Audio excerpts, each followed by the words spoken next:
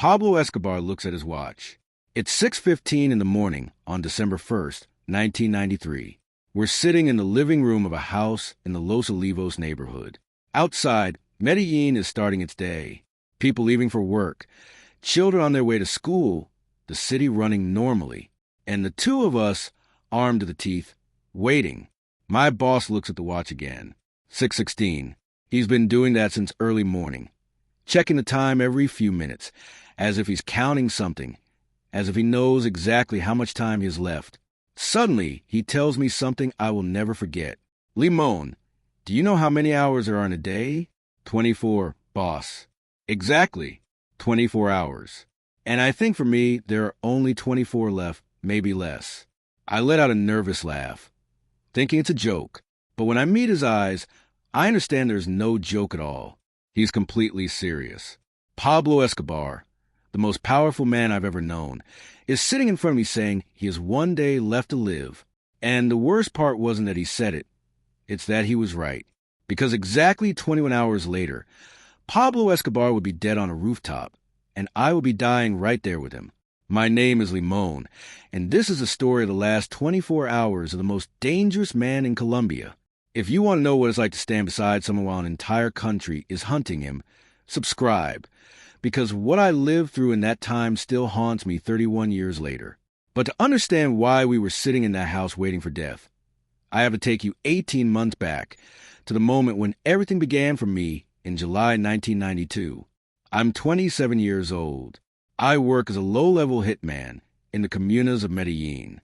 I handle smaller jobs, collections, threats, dirty work. I earn enough to support my wife and my son, until one day they call me for a meeting with someone important. They don't tell me who. They just give me an address and order me to show up the next day at 6 in the morning. It's a house in a middle-class neighborhood. Nothing luxurious, nothing flashy. I walk in. There are 3 men sitting in the living room, in the center, smoking a cigarette and looking at me with eyes that have seen too much. Is Pablo Escobar. I can't believe it. The most wanted man in the country, the most famous drug trafficker in the world, sitting in an ordinary living room like anyone else. "You're Alvaro, right?" he asks. "Yes, sir," although they call me Limon. And why Limon? Because I'm acidic. Boss. When I do a job, I don't leave anything unfinished. Pablo smiles, but it's a smile that doesn't reach his eyes. I like that. I need people like that. People who get things done. I sit down. My hands are shaking, but I try to hide it. "Do you know why you're here?" he asks. "No, sir. I need a new bodyguard. Someone young, unknown, who can move with me without drawing attention. You could be that person. How much does it pay?" I ask. Pablo laughs. Straight to the point. "I like that. I'll pay you 100,000 pesos a month while you work with me. And when all this is over, when I manage to leave the country and settle somewhere else, I'll pay you $5 million. I almost fall out my chair. $5 million is more money than I would see in 10 lifetimes. But there are conditions. First, you protect me with your life. Second, you don't ask questions. Third, absolute loyalty. If they capture you, you don't talk. If they torture you, you don't talk. If they kill you, you die in silence. If you do all that when we leave Colombia, because we will leave, you'll be rich. Your family will never need anything again. I don't think about it much. I'll earn more than I do now, and the promise is impossible to ignore. I accept. Good. You start tomorrow. That's how it all began. In July 1992, I became one of Pablo Escobar's bodyguards. The first months were strange. He was a fugitive, but he didn't live the way I imagined someone on the run would live. We moved constantly, never more than 3 days in the same place. Hideouts all over Medellin, safe houses, apartments, farms on the outskirts. But Pablo didn't show fear. He woke up early, took a shower, dressed well, had breakfast calmly, watched television, listened to radio, and planned operations as if he still had total control. And, in a way, he did. Even while hiding, he continued to command a billion-dollar empire. He kept giving orders, making decisions. I was just muscle. My job was to stay alert, armed, and ready to die if necessary. During those first months, not much happened. Move, wait, move again. But in October 1992, everything changed. We were in a hideout in downtown Medellin, on the third floor of an old building. Pablo, another bodyguard named Tato, and me. In the middle of the night, I heard movement outside. I looked through the window and saw black pickup trucks parking, men getting out with long guns. "Boss," I whispered, "we have visitors." Pablo gets up immediately. He never sleeps deeply. "How many are there?" "About 20, maybe more. They're not wearing uniforms." Pablo looks and recognizes something I don't. It's Los Peeps, a paramilitary group financed by his enemies, created for one purpose only, to hunt him. "We have to leave now," he says. But when we're finishing grabbing the essentials, we hear footsteps on the stairs. They're already inside. The only exit is a window that opens onto an alley in the back, 3 stories high. We go that way, he orders. It's 3 stories. It's that or die here. Choose. I open the window. There's a fragile drainage pipe, but it's the only option. Tato goes down first. Then me. Pablo goes last. I'm halfway down when I hear a gunshot. I look up and see Pablo hanging from the pipe and a man aiming at him from the window. I don't think. I act. With one hand I hold on, and with the other I pull out my pistol and fire. My bullet hits his shoulder. He pulls back. Pablo manages to climb down. The 3 of us land in the alley and run. The shooting continues, but we manage to escape. Half an hour later, already safe, Pablo looks at me. "You saved my life, Limon." "I just did my job, boss." "No, many would have run. You stayed." I won't forget that. That was the first time I saved Pablo Escobar. The second time was in January 1993. We were at a farm on the outskirts. A quiet night. Suddenly, I hear a helicopter flying far too low. "Boss, helicopter. It's the search block. They found us. There's no time to escape by car. Follow me," I say. I know this terrain. We run into the woods. The helicopter lands. Soldiers get out. We hear dogs. They're tracking us. We reach a stream and step into the freezing water. We wait. The dogs arrive, barking, but the water confuses the trail. After a while, they leave. We come out shaking, but alive. "Now you owe me 2 lives. Pablo says. The third time was in April. We were in an apartment. I see a reflection in the building across the street. It's not a mirror. It's the scope of a sniper rifle. "Boss, get down." I throw myself on top of him just as the shot rings out. The glass explodes. The bullet passes within inches. A second shot hits the wall. We escape through the back. 3 times I saved Pablo Escobar in 10 months. Each time he thanked me. Each time he reminded me of the promise of $5 million. But as time passed, that escape seemed more and more impossible. His hideouts fell one after another. His men betrayed him. His enemies grew stronger. The government tightened the noose. The invincible Pablo I had met was beginning to look tired, defeated. In October 1993, we were hiding in the south of Medellin.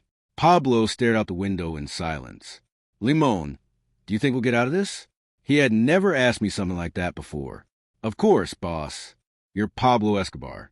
He laughs, but bitterly. Pablo Escobar doesn't exist anymore. It's just a name. I'm a tired man running away. He talks about how he lost his army, about how he barely controls his own life anymore. Then he says, "But I won't surrender. If they're going to kill me, let it be fighting in Colombia in my land." In November, everything gets worse. We sleep little. We move almost every day. One night, I find him crying. He talks about his daughter Manuela, about his nightmares, about how she already knows her father is going to die. He asks me about my son. I tell him his name is Julian. Give him a good life. He tells me, don't let him end up like me. That night, I understood something. Pablo Escobar wasn't just a criminal. He was a father, a husband, a human being. A human who made terrible decisions, but human in the end. On November 29th, 1993, 2 days before the end, we moved to a house in the Los Olivos neighborhood. It was an ordinary middle-class residence. 2 stories, nothing that would attract attention. Pablo said we would stay there only a couple days and then start moving again. But something felt different. Pablo was quieter than ever, more lost in his thoughts. On November 30th, our second day in Los Olivos, Pablo didn't want to leave. "Boss, we've been here for 2 days already. We should change hideouts. Tomorrow, Limon. Tomorrow we move." But when I looked into his eyes, I knew he didn't even believe what he was saying. That night, he didn't sleep. He stayed awake, sitting by the window, watching the street for hours as if he were waiting for something. And when dawn came on December 1st, when the sun began lighting up Medellin, Pablo looked at his watch. It was 6:15 in the morning.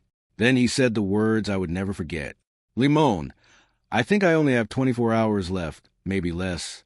At that moment, I thought he was exaggerating, that it was paranoia built up over time.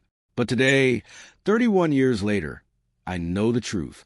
Pablo Escobar knew exactly how much time he had left. There are men who can sense when death is approaching, and my boss was one of them. At 7 in the morning, Pablo finally stopped looking at his watch. He stood up from the sofa where we had spent the last hour and, without saying a word, walked to the bathroom. I heard the sound of running water, the shower. Pablo was bathing, like every morning, a routine he had maintained during 18 months on the run, the routine of a man who, even in the face of death, wanted to leave looking presentable. I stayed sitting in the living room, thinking about what he had just said. 24 hours. How could he be so certain? How could he know? But part of me, the part that had spent a year and a half at his side, began to believe him, because Pablo Escobar was not a man who spoke without reason. And if he believed he had one day left to live, he was probably right. At 7:30, he came out of the bathroom, freshly shaved, his hair combed back, clean jeans, and a light blue shirt. He looked good. He looked like the Pablo from before, not someone who had been a fugitive for 18 months. "Are you hungry, Limon?" "A little, boss. I'll make breakfast." "Want arepas?" "Of course." Pablo went into the kitchen. I heard him gathering ingredients, moving pots, kneading.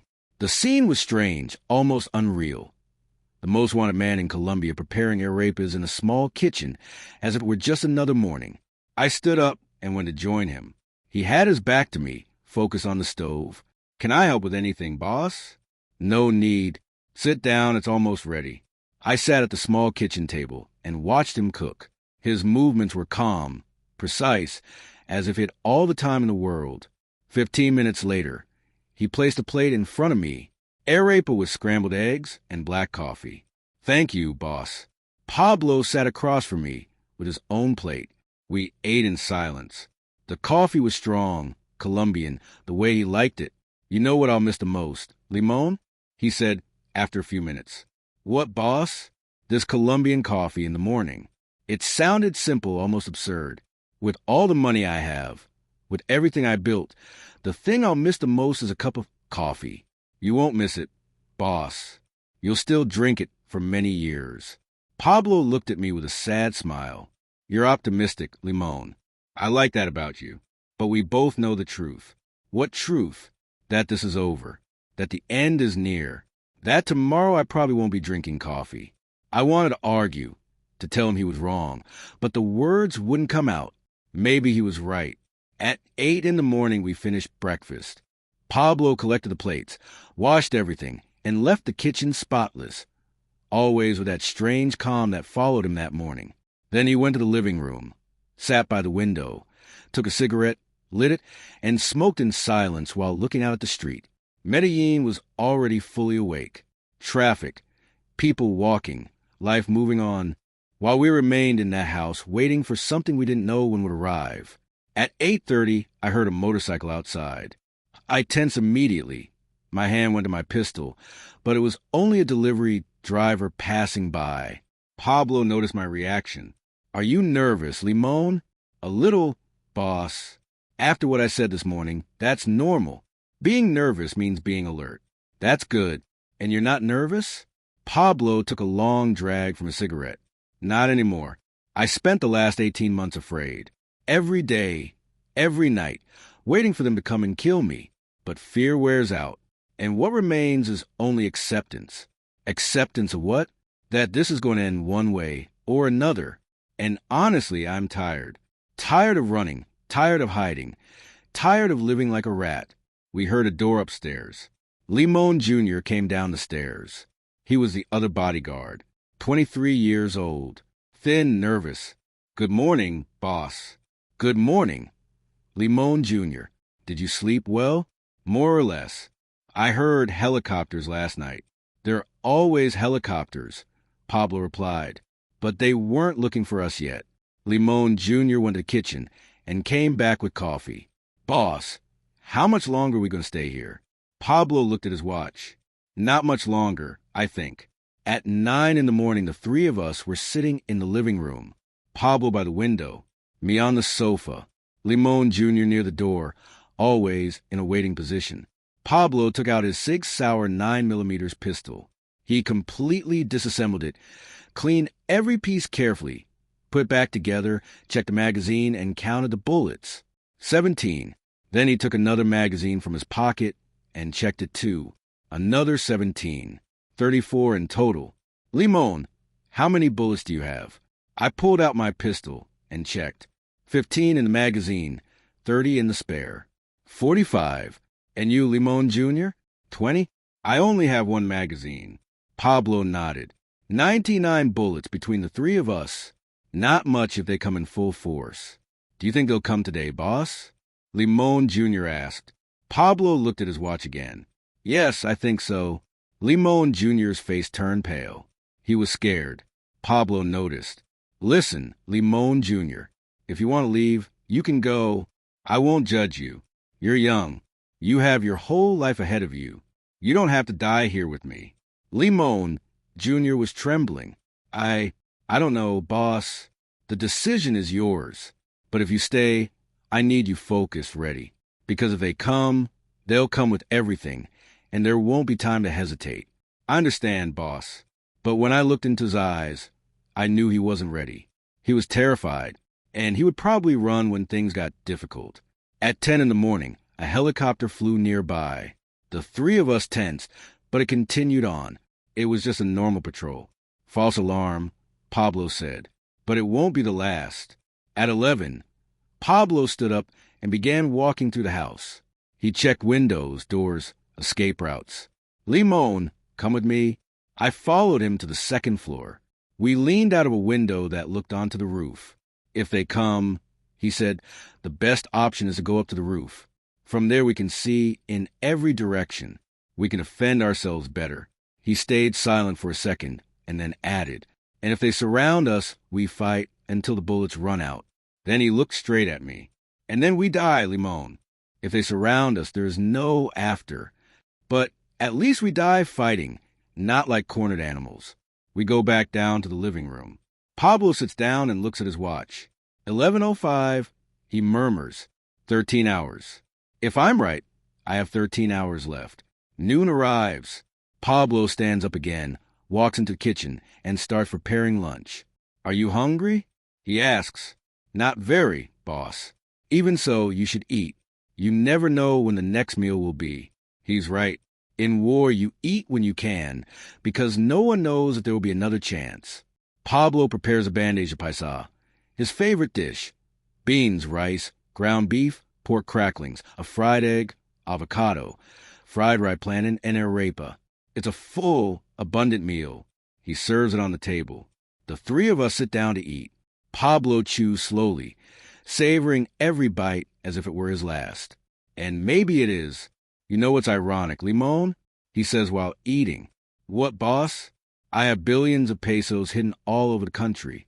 Properties, cars, jewelry, everything money can buy. He pauses. And what I'm enjoying the most right now is this bandeja paisa that costs 5,000 pesos. He laughs, but there's no joy in it. I spent my whole life chasing power, chasing money, thinking that was what mattered. And now, when I only have hours left, literally hours of life, I realize that what really matters are the simple things. Good food, hot coffee, time with the family I no longer have. Boss, you can still have all of that, I say. We can still get out of here. Pablo raises his hand and interrupts me. No, Limon, enough illusions. Enough plans that will never come true. Today is the day. I feel in my bones, and that's fine. I'm tired of running. We finish eating in silence. It's 1 in the afternoon. Pablo goes to the bedroom and returns 5 minutes later holding a photograph. It's his family, Maria Victoria, Juan Pablo, and Manuela. He sits down and stares at the picture for a long time without saying a word. Then I see something I had never seen before. Tears. Pablo Escobar, the man who ordered thousands of deaths, who blew up airplanes, who terrorized an entire country, is crying silently while looking at the photograph of his family. I say nothing. There's nothing to say. After several minutes, he wipes away the tears and puts the photo in his pocket. I need to make a call, he says. Boss, you know that's dangerous. They can trace it. I know, but I need to speak with my son one last time. Are you sure? Completely. At 1:30 in the afternoon, Pablo picks up the phone and dials a number he knows by heart. He waits. Someone answers. Juan Pablo, it's me, he says. Yes, I'm fine. No, I can't tell you where I am. He pauses, listening. I called because I need to tell you something important. I don't know when we'll be able to talk again. Maybe soon, maybe not. Another pause, longer. I need you to listen carefully. You have to take care of your mother and your sister. You're the man of the family now. I know that's a heavy burden for someone who's 16, but I don't have another choice. Tears begin forming in his eyes again. I love you, son. Never forget that. Everything I did, the good and the bad, I did thinking about you. Maybe not in the right way, but you were always in my mind. Silence. Yes, I also hope we'll see each other soon. Take care of yourself. Goodbye. He hangs up. He stands beside the phone for a long time, crying silently. Are you okay, boss? I ask carefully. I just spoke with my son for the last time. Limon. No, I'm not okay. It's 2 in the afternoon. Pablo looks at his watch. The call lasted 4 minutes and 47 seconds. He sighs. Enough time for them to trace it if they were listening. Do you think they were listening? They're always listening. They've spent months trying to trace my calls, and now I finally gave them what they wanted. Then why did you do it?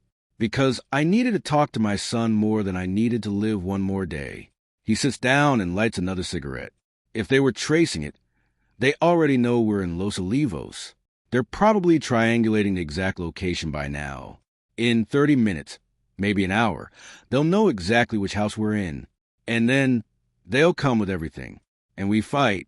Limon Jr. is trembling now, visibly. Boss, I don't know if I can do this. Pablo looks at him with something close to compassion. Then go. Leave through the back door. Walk normally, like just another neighbor. Don't run. Don't draw attention. Just go. You won't be angry with me? No. We all have limits. You found yours. There's no shame in that. Limon Jr. stands up. He looks at me, then at Pablo. I'm sorry. Don't apologize, Pablo says. Just go before they arrive. Limon Jr. leaves through the back door and disappears. Now only Pablo and I remain. Do you want to leave too, Limon? He asks. No, boss. You paid me to protect you until the end. That's what I'm going to do. You know we'll probably die, don't you? I know. And you're still going to stay? I'm staying. Pablo nods slowly. You're a good man, Limon. Better than I deserved. At 2:30 in the afternoon, I see movement on the street. Cars without plates parking 2 blocks away. Boss. I say I think it started. Pablo walks to the window and looks carefully. Yes, it's them. How do you know? Because I've been running from them for 18 months. I recognize their tactics. First they establish a distant perimeter. Then they close the circle, and then they attack.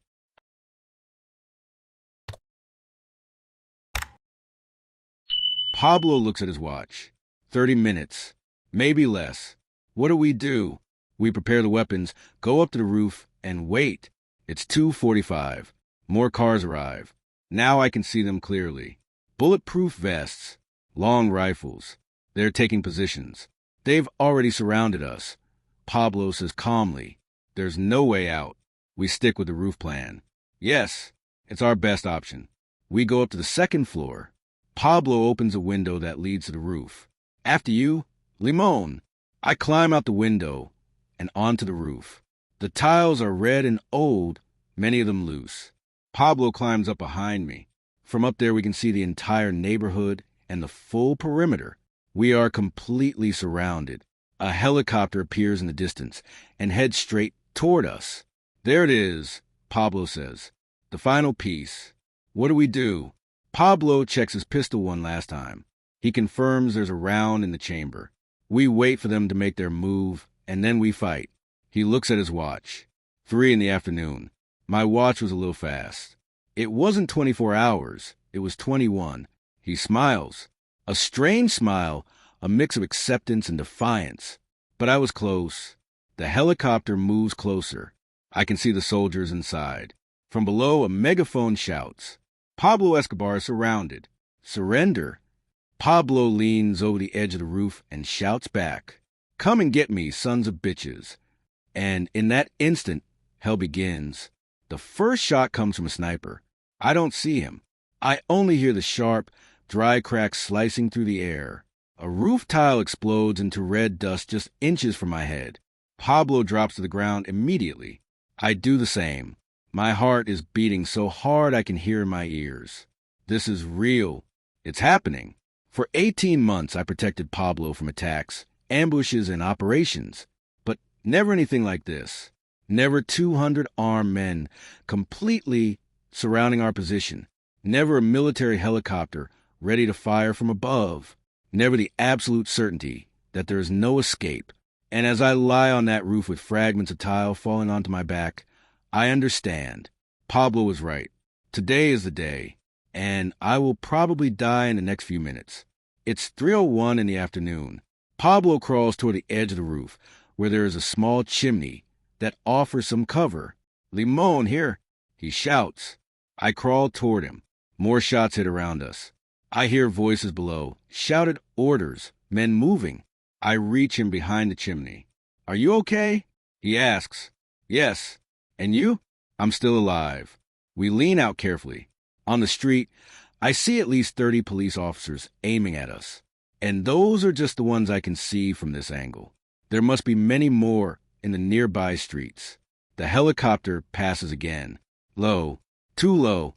They're going to try to land on the neighboring roof, Pablo says, to get a better angle. What do? We shoot before they come down. Pablo leans out and fires 3 times at the helicopter. The bullets hit the fuselage but cause no real damage. The helicopter pulls away for a moment. Immediately, more than 20 officers below return fire. Bullets strike everywhere. Tiles shatter. Pieces of concrete fly. From the chimney, we throw ourselves to the ground again.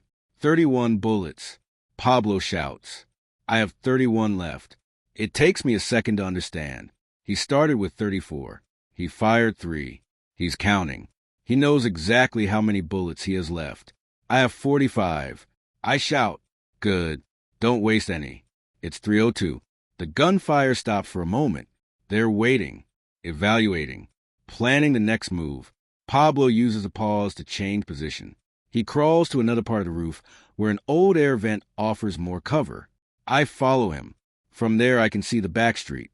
More police. Every exit blocked. There's no way out. I say. I know. He replies calmly. We're not trying to get out. We're trying to last as long as possible. For what?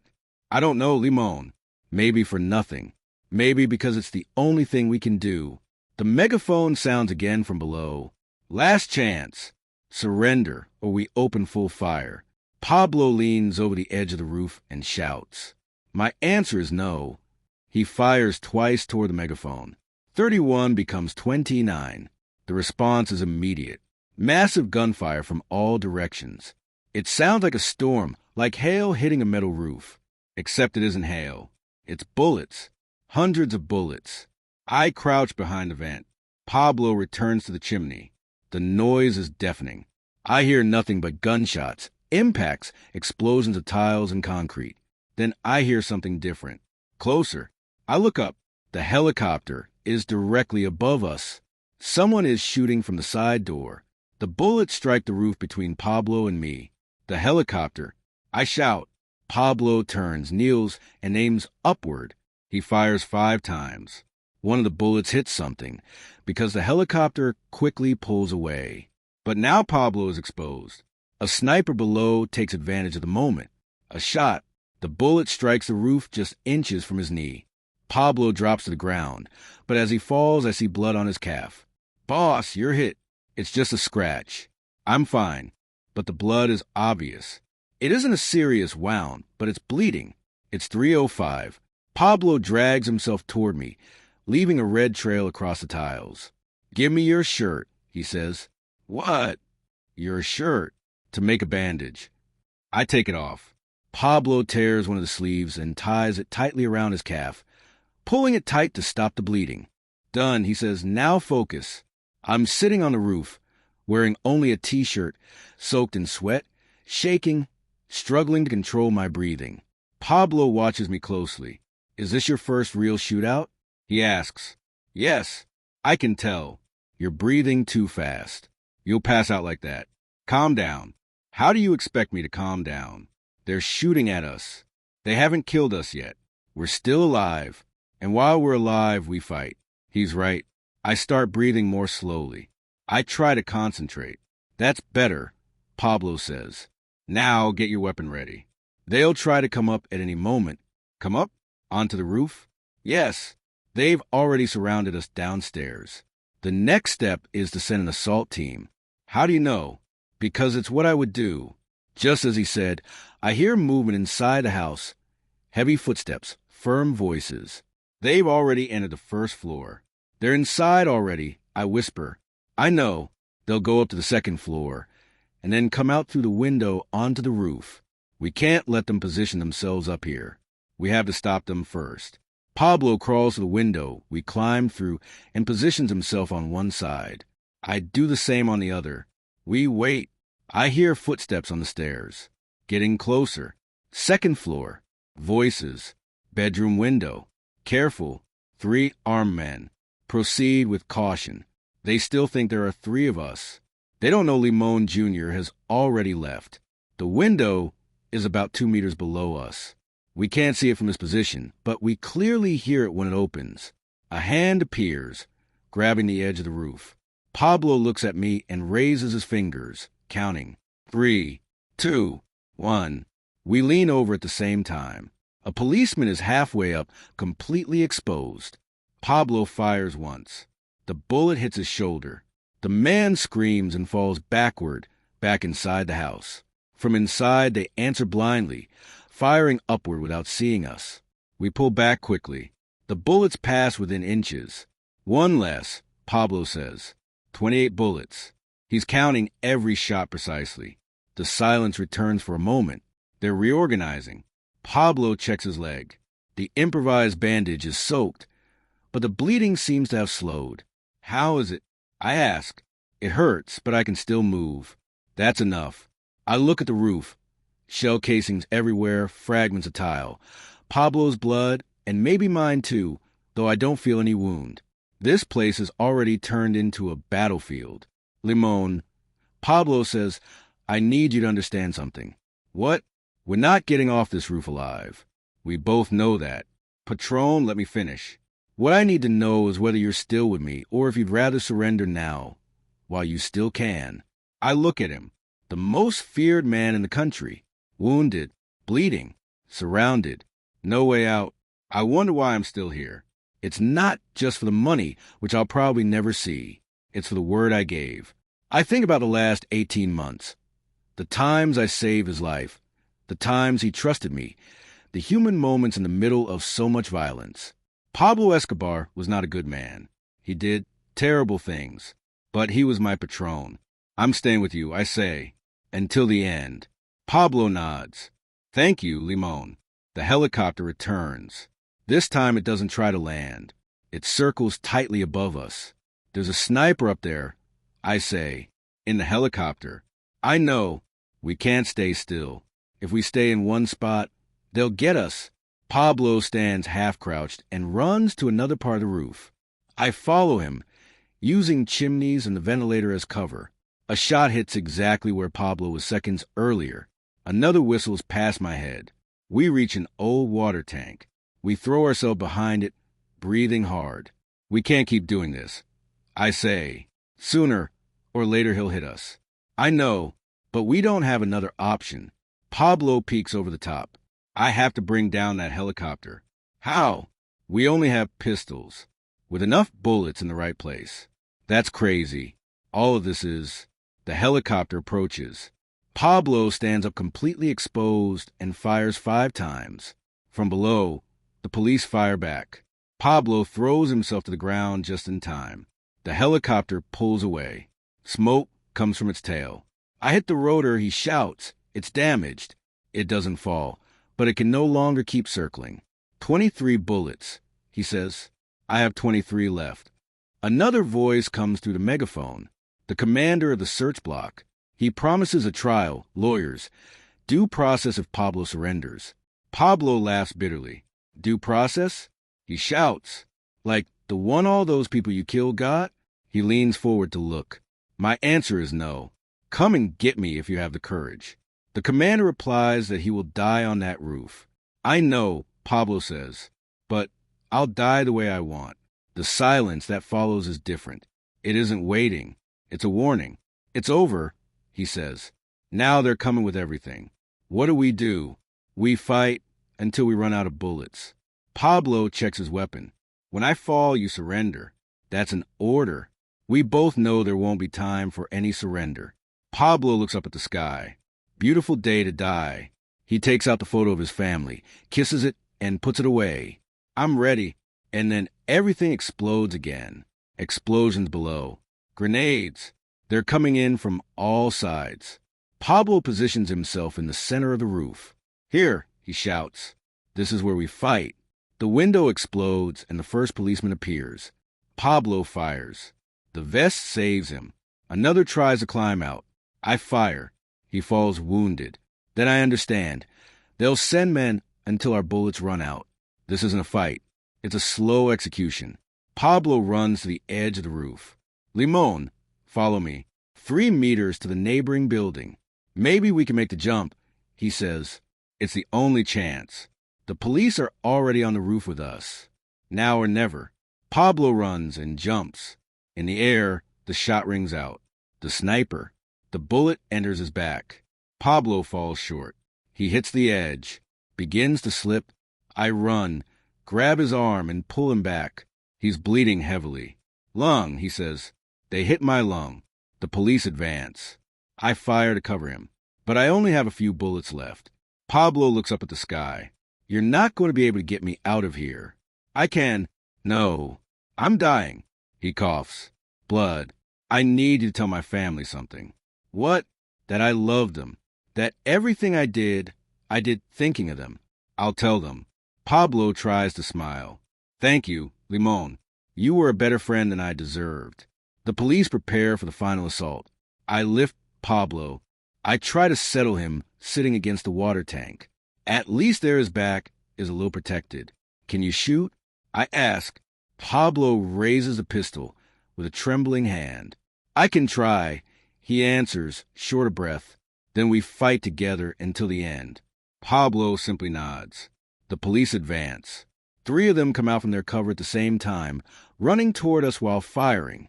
I pull the trigger again and again. 9, 10, 11, 12 shots. One of them falls after being hit in the leg. Pablo fires too. His hands tremble, but he manages to shoot 3 times. One hits another policeman in the arm. The third keeps advancing. He's already about 5 meters away. He aims straight at Pablo. I don't think. I throw myself in front of him the instant the officer fires. I feel the impact in my shoulder, hard like a heavy blow, an intense heat, a pain spreading through my arm. I fall, but from the ground I still manage to fire one last time. I hit his chest. The vest protects him, but the impact knocks him down. More police climb out through the window. There are already 8 on the roof, maybe more. Everything becomes blurry. My shoulder is bleeding a lot. I try to move my arm. It responds, but the pain is almost unbearable. Limon, Pablo shouts. Are you wounded? I'm fine, I lie. I try to stand up, but my arm can't hold me. I fall again. Pablo tries to rise, to crawl toward me, but he can't. He's too weak from the blood loss. Surrender now, he says. There's still time. It's not an order. I look at him. No. Pablo watches me. His eyes are already beginning to lose focus. Stubborn. I learn from the best. I reply, if you had been there, surrounded, wounded, with no escape, would you have tried to save him until the end? Write loyalty in the comments. If you think you would have surrendered to survive, write survival. The police advance slowly. They're about 10 meters away. They know we're wounded. They know our bullets are running out. They're just waiting. Pablo fires 2 more times. Misses. His hands tremble too much. He checks the magazine. I still have 14. I check mine. Between the two of us, 36 bullets against 8 men above and many more down below. Patron, I say, I need to tell you something. What? It was an honor to work for you. Pablo coughs and spits blood. Don't say that. It sounds like a goodbye. I think it is. He closes his eyes for a moment. When he opens them, there's a new clarity in them, like one last spark before it fades. The 5 million, he says, it doesn't matter. It does matter. I promised it, and I won't be able to keep it. You gave me work. You gave me purpose. That's enough. Pablo tries to laugh, but only manages to cough. You're too good for this business. Limon. The police are now about 7 meters away. They can see us perfectly. Escobar, one of them shouts. Last chance. Drop the weapon. Pablo raises a pistol with both hands. One alone no longer has the strength. My answer, he says with difficulty, is no. He fires once. Then again. The police throw themselves to the ground and return fire. Bullets strike all around. I feel another impact, this time in my side. More pain. More blood. I collapse completely. I can't move anymore. Pablo takes another shot in the chest. He falls backward. His gun flies from his hand and lands about a meter away. We're both on the ground, wounded, almost without strength. The police advance cautiously. They know they've won. I'm lying on my side, looking at Pablo. He's about 2 meters away. Also on his side. Our eyes meet. Blood is coming from his mouth and his wounds. He reaches his hand out toward me. I reach mine out. We can't touch. We're centimeters short. Limon, he whispers. Thank you. Thank you for always staying, Patron. 4 policemen surround us, weapons pointed. Don't move. As if we could. One of them kicks Pablo's pistol away. Another kicks mine. We are left defenseless. A policeman kneels beside Pablo and checks his pulse. He's still alive. Another speaks into the radio. Commander, we have Escobar. He's badly wounded, requesting paramedics. The reply comes back clearly. Negative. No assistance. Let him bleed out until he dies. The officer looks at Pablo. You heard that. You're going to die here. Pablo doesn't respond. He can barely breathe. I try to speak, but only a choked sound comes out. And you, who are you? One asks. His bodyguard, I manage to say. Where's the money? The stash houses? I shake my head no. Useless. He kicks me in the ribs. Pain explodes through me. I scream. More policemen climb onto the roof. 20, 30, all watching. Some with hatred, others with satisfaction, others simply curious. Pablo coughs nonstop. Each cough brings more blood. His lungs are failing. One of them pulls out a camera and starts taking pictures, supposedly for evidence. Everyone knows it's a show off. I look at Pablo. Our eyes meet one last time. He tries to smile. He can't, but I see peace, acceptance. He closes his eyes. His breathing becomes slow, and then I hear a gunshot. I see a policeman putting his weapon away. Pablo has a new wound behind his right ear. What did you do? Another shouts. What was necessary to make sure he was dead? I look at Pablo. He isn't breathing. He doesn't move. Pablo Escobar is dead. On December 2nd, 1993, on a rooftop in the Los Olivos neighborhood, the most feared man in the country, and me, his bodyguard, 2 meters away, wounded but alive. I failed at my only job. The policemen lift me roughly. I cry out in pain. They drag me to the window and throw me back into the house. Every movement is agony. Outside, the street is full of people, neighbors, journalists, cameras. They put me in an ambulance. The paramedic examines my wounds. You were lucky. Nothing vital. I don't feel lucky. I feel like a traitor. Pablo paid me to protect him. Promised me $5 million. And I couldn't keep him alive even one more day. He was right. He knew when he was going to die. The ambulance heads toward the hospital. I close my eyes and, for the first time in 18 months, I cry. I wake up in the University Hospital of Medellin.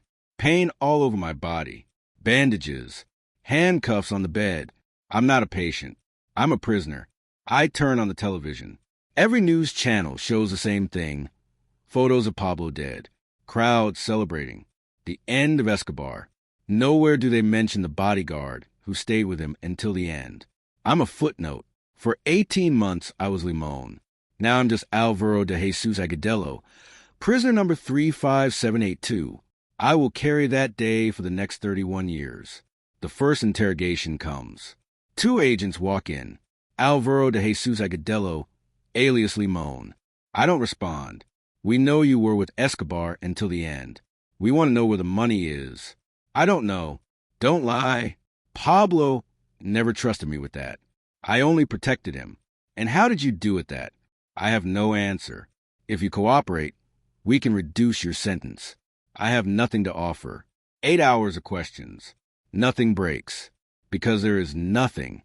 Days later, an unexpected visit arrives.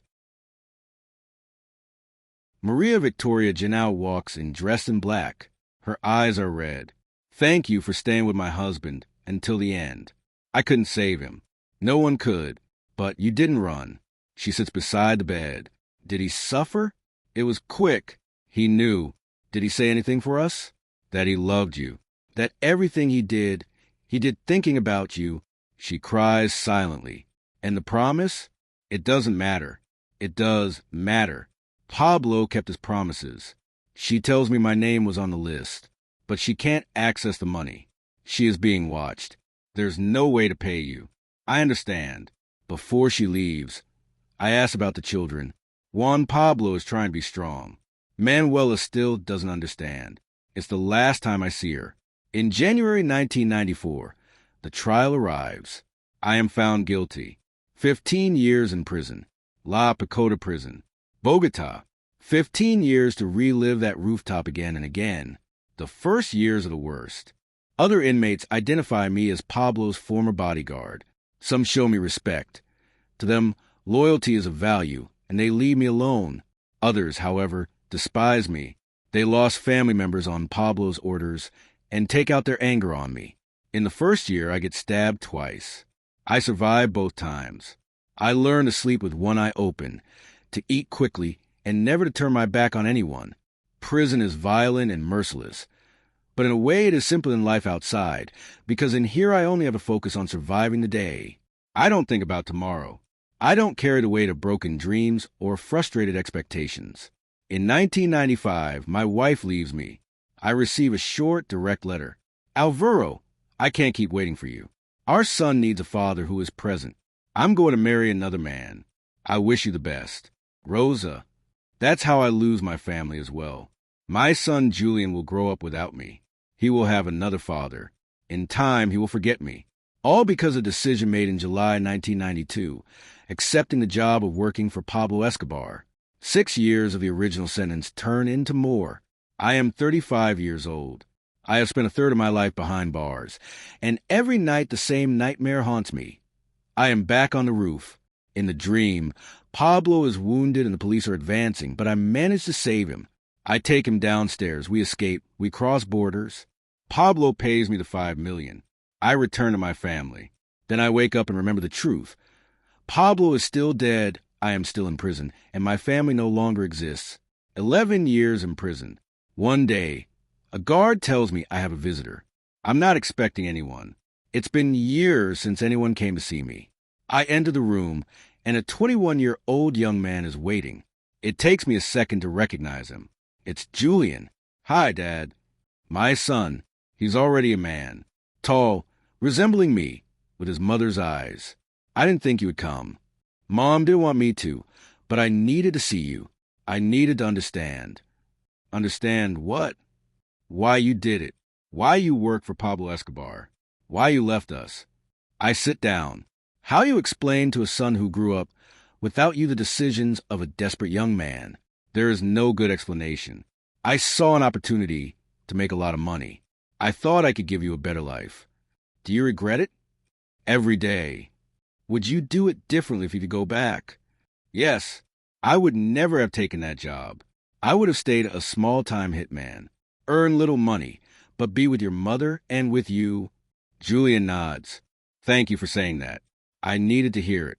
I'm studying engineering. I'm getting married next year. I'm happy to hear that. I don't expect you to come. I know you still have years left here. I just wanted you to know. Before leaving, he says, I'm going to name my first son Alvaro, after you, despite everything. It's the last time I see him. 15 years served. I leave prison at 44 years old. No money, no family, no direction. The world changed while I was inside. New technologies, smartphones, the internet, everything is different. And I am an obsolete man, with skills that are no longer useful and a past that nobody wants to hire. I get a job in construction, carrying bricks and mixing cement. It's hard for a man my age, but it's honest work, and after so many years in prison, honesty feels good. I live in a small room in a poor neighborhood of Medellin. I barely earn enough to eat. The promised $5 million now seem like a cruel joke, a distant memory from another life. A year later, I try to contact Julian. His number no longer exists. He doesn't answer emails. I speak with Rosa. She says Julian explicitly asked him not to give me his information. He's building his life, she says, and you're not part of it. Respect that. That's how I lose my son for the second time, this time forever. 20 years after that day on the roof, the anniversary comes again. Every year is unbearable. I relive the shooting, the blood, Pablo dying a few meters from me. I go to the Monte Sacro cemetery, where he is buried. His grave is simple, a gray headstone with his name. I sit beside it and speak quietly. Patron, 20 years have passed, and I still don't know if I did the right thing by staying with you. Part of me thinks I should have surrendered, saved my life, my family, my future. But another part doesn't regret it, because I gave my word and kept it until the end. I don't expect an answer. The dead don't speak. But saying out loud helps. Years later, I return to Los Olivos, the neighborhood where Pablo died. The house is still there, abandoned. No one wants to live where Pablo Escobar fell. I stop in front of it and do something I know is a mistake. I go inside. The door has no lock. I go up to the second floor. The original window is sealed, but I find another way out. I climb onto the roof. The tiles are old, broken. You can still see bullet marks. I sit where Pablo fell, and I cry. I cry for the first time in years. I cry for him, for me, for everyone who died in that absurd war. I cry for irreversible decisions, for the life I didn't live, for the family I lost. When there are no tears left, I go down, leave, and never return. Then the pandemic comes. The world stops. I lose my job. I live on government aid. I have too much time to think, remember, and regret. I am 55 years old, alone, poor, forgotten. Today I am 59. I work whenever something appears. Construction, security, whatever comes. I live alone in a small room on the outskirts of Medellin. I never married again. I never had other children. I didn't build another life. I just exist, carrying the weight of that day. Sometimes the young people in the neighborhood recognize me. Are you Limon, Pablo's bodyguard? I don't know what to answer. Yes, I was Limon, but that man died on the roof with Pablo. What's left is just Alvaro. One day a documentary about Pablo Escobar airs on TV. They show the roof, the body, the end. For a second, an image of me appears, arrested, wounded, bleeding. The bodyguard survived, the narrator says, but spent 15 years in prison. Then they move on to another story. Because that's what I am, a footnote. For me, that day was everything. It defined my life. I lost everything for a man who couldn't keep his promise. Do I regret it? Part me does. I lost my family. I wasted my life. But there's another part, a small one, that doesn't regret it. For 18 months I was someone. I was Limon. I saved his life 3 times. I was there, and when everything collapsed, I stayed. I didn't run. I didn't betray him. I kept my word. And that counted for something. 3 weeks ago, something unexpected happened. A well-dressed man knocked on my door. I come on behalf of the Escobar family. Pablo left instructions. There was money reserved for loyal people. My name was on the list. He hands me an envelope, $500,000. It's not the $5 million. Much was lost, but it's what remains. I decide to divide it. Half for me, the other half for Julian, anonymously, so he will never know it came from me. Yesterday I returned to the cemetery. Patron, you finally paid me. Late, incomplete, but you kept your word. It doesn't erase the past. It doesn't give back the years. But it means something. I leave. The sun sets over Medellin, the city that saw him born, rise, fall, and that saw me spend 31 years processing 24 hours that changed everything. Was it worth it? I don't know. The only thing I know is this. When the whole world was against him, I was there. Not for the money, not for the promises, because I had given my word. And my word is the only thing no one can take away from me.